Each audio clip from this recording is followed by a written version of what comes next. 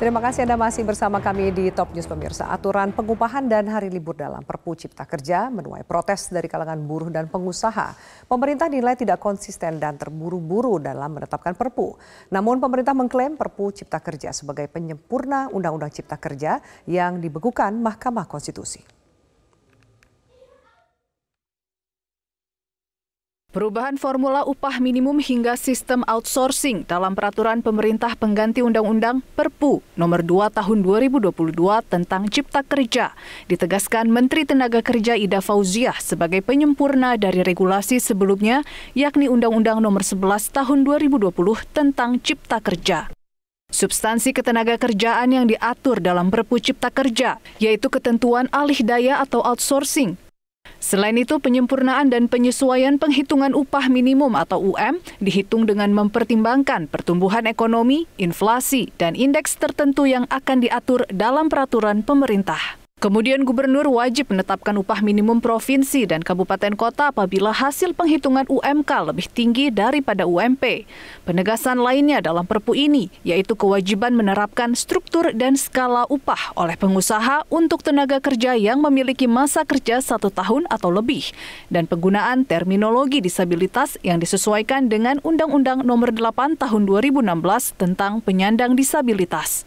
Perpu ini juga mengatur penggunaan hak waktu istirahat tenaga kerja yang upahnya tetap dibayar penuh, serta terkait manfaat program jaminan kehilangan pekerjaan. Sementara Asosiasi Pengusaha Indonesia (APindo) menilai pemerintah tidak konsisten dalam menjalankan amanat Undang-Undang Cipta Kerja yang kemudian direvisi melalui Perpu Nomor 2 Tahun 2022.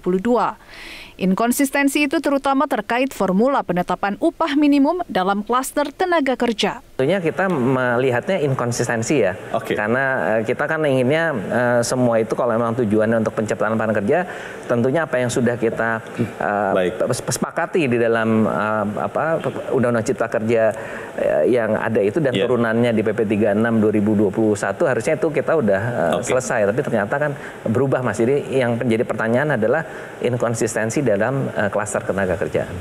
Sementara perwakilan buruh Said Iqbal menilai pemerintah terburu-buru menetapkan Perpu Cipta Kerja sehingga mengabaikan beberapa poin aturan terkait jam kerja dan waktu istirahat atau cuti tahunan.